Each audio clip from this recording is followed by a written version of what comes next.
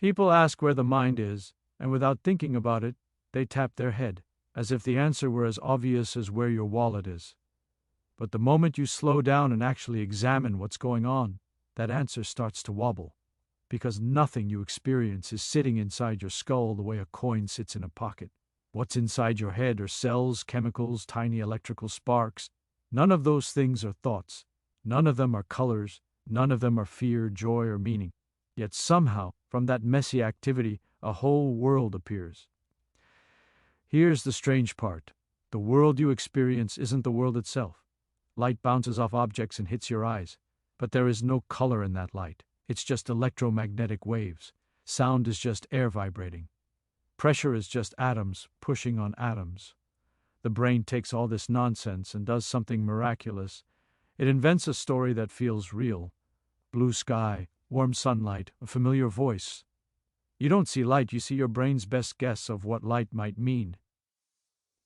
So where is the mind in all this? If the mind were simply in your head, then reality would march in, get processed, and pop out as experience. But that's not what happens. The brain is constantly predicting, filling gaps, correcting mistakes. You're not reacting to reality. You're negotiating with it.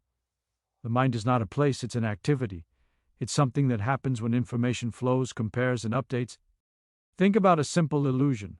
Two identical lines look different lengths just because of the arrows on the ends. The lines didn't change. Your eyes didn't change. What changed was the interpretation. If your mind were a fixed thing in a fixed location, illusions wouldn't work, but they work beautifully. Which tells us something uncomfortable. What you see is already a conclusion. Even your sense of being here right now is constructed. You feel like a solid observer sitting behind your eyes watching the world go by. But try to find that observer.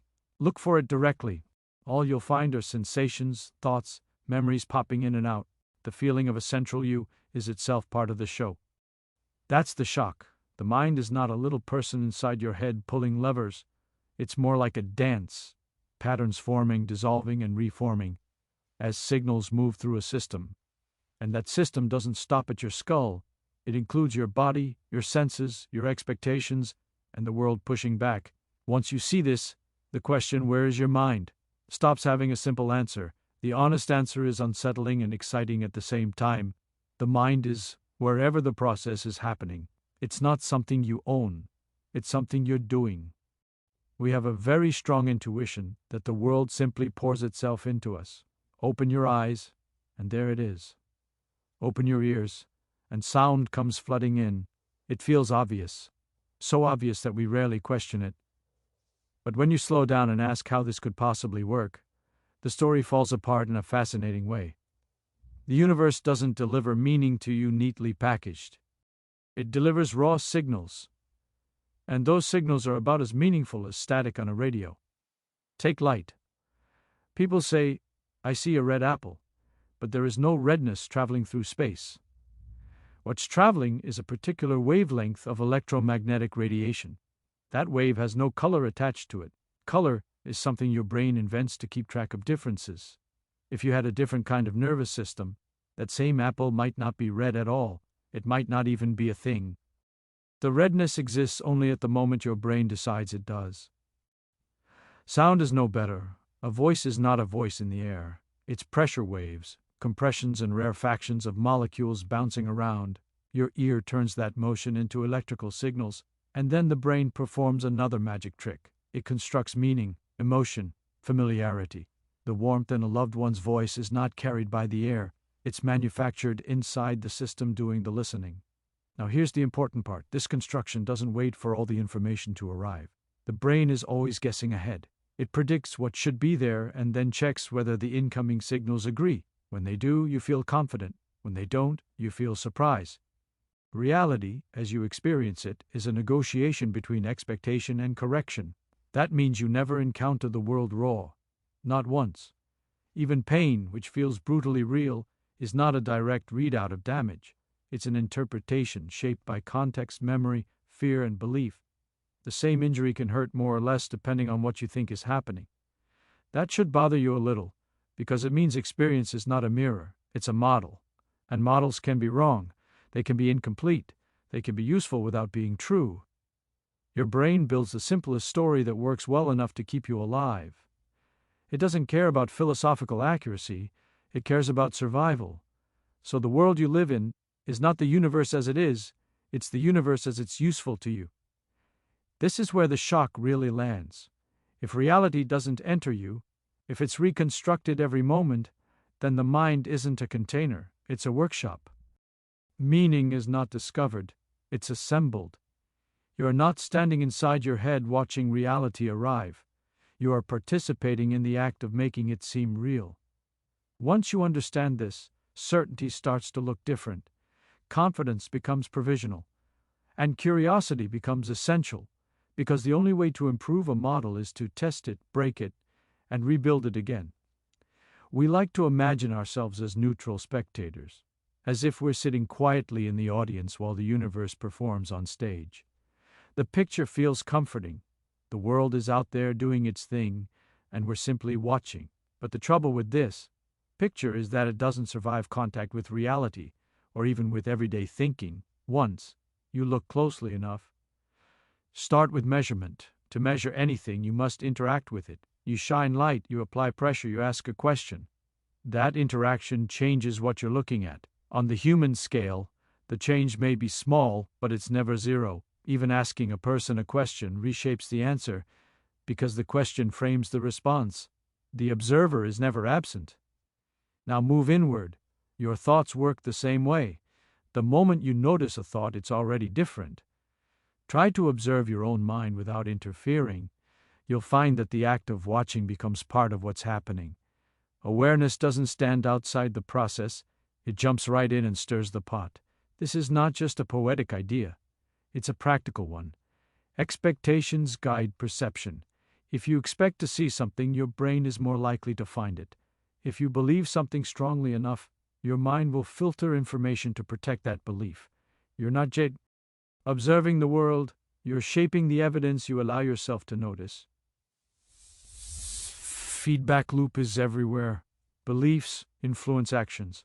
Actions change outcomes. Outcomes reinforce beliefs. The observer doesn't just watch the experiment. The observer is one of the variables. And because that variable keeps changing, the system never settles into something clean and simple. The unsettling part is that objectivity, as we usually imagine it, is an approximation. It's a useful one, but it's not absolute. We build instruments, methods, and rules precisely because our minds interfere so easily. Science works not because humans are unbiased, but because it assumes we are biased and designs ways to catch ourselves in the act. Even then, complete separation is impossible. The questions we choose to ask already reflect values, curiosity, and limitation. What we don't ask is just as important as what we do. In that sense, the universe we study is partly a reflection of the minds doing the studying. Once you accept this, the mind stops being a passive screen and starts looking like an active force. Not mystical, not magical, just unavoidable. Awareness changes behavior. Attention redirects energy. Interpretation influences consequence. So where is the mind here? It's not sitting behind the experiment detached and clean. It's woven into the process, influencing outcomes simply by being involved. The shocking discovery isn't that reality is subjective, but that participation is unavoidable. You are not watching the universe from the outside. You are inside it, touching it every time you try to understand it, and being changed in return. We trust memory the way we trust a photograph. Something happened. It got stored, and later we pull it out and look at it again. That picture feels so natural that we rarely question it. But the moment you actually examine how memory behaves, it becomes clear that it's not a recording device at all. It's a storyteller. And like any storyteller, it edits, rearranges, and fills in gaps. Think about a childhood moment you're sure you remember clearly. Now ask yourself how you know it's accurate. Each time you recall it, you're not replaying the original event, you're reconstructing it from fragments, emotions, later knowledge, and repeated retellings creep in. Over time, the memory shifts, sometimes subtly, sometimes dramatically, while your confidence in it grows stronger. That alone should make you uneasy. The brain doesn't store experiences as whole scenes. It stores pieces, sensations, emotions. meanings. When you remember, the mind assembles those pieces into a narrative that makes sense right now. The past you experience is always being rebuilt in the present. That means memory is less like a library and more like a workshop that never stops operating. This has a strange consequence for identity. We like to say, I am who I am because of what I've been through. But if what you've been through is constantly being rewritten, then the foundation of identity is surprisingly flexible. The you of 10 years ago is not preserved in a vault somewhere. It's reimagined every time you think about it. Even mistakes follow this rule. You don't just remember what you got wrong, you remember why it made sense at the time. The mind reshapes the past to protect coherence. It smooths out contradictions, trims embarrassment, and highlights lessons. Accuracy is optional, meaning is mandatory. This doesn't mean memory is useless, quite the opposite. Its job is not to preserve truth but to guide behavior. A slightly distorted memory that helps you avoid danger or repeat success is more valuable than a perfectly accurate one that does nothing. Evolution didn't reward faithful historians, it rewarded effective storytellers. The shock comes when you realize that the mind lives in this ongoing act of revision. The self is not anchored to a fixed past. It's anchored to a story that keeps changing as new information arrives. That means growth is possible. Not because you can erase the past, but because the past itself is not as rigid as it feels. So the mind is not hiding inside old memories, waiting to be rediscovered. It's actively rewriting them, shaping who you think you are right now. Once you see that, the question is no longer who was I, but what story am I telling today, and why? We like to draw a neat boundary around ourselves. Skin on the outside, mind on the inside. Everything else is the world. It's a tidy picture, and it feels obvious. But the moment you look at how thinking actually happens, that boundary starts to leak in all directions. The mind refuses to stay contained. Consider something simple, like doing a calculation. You could try to keep every step in your head, or you could write it down. The paper suddenly becomes part of the thinking process. It remembers for you. It holds intermediate steps so your brain doesn't have to. If the mind was strictly inside your head, writing things down would be cheating. But it's not cheating, it's how intelligence actually works. Language does the same thing. Words are not just labels for thoughts that already exist. They shape the thoughts themselves. Try to think clearly about something complex without using any symbols or language at all. It's almost impossible. The structure of the language pushes your thinking in certain directions, highlights some ideas, hides others. The mind stretches into the symbols it uses. Tools extend us even further. A ruler extends your sense of length. A clock extends your sense of time. A diagram extends your ability to see relationships that would otherwise be invisible. None of these tools think on their own, but when combined with a brain, they form a larger system that does. Intelligence is not locked inside neurons. It emerges from interaction. Other people are part of this system too. A conversation can unlock ideas you could never reach alone. One person supplies a missing piece, another challenges an assumption, and suddenly the whole picture changes. The thinking doesn't belong to any single head. It lives in the exchange. That's why isolation dulls the mind and dialogue sharpens it. This idea is uncomfortable because it messes with ownership.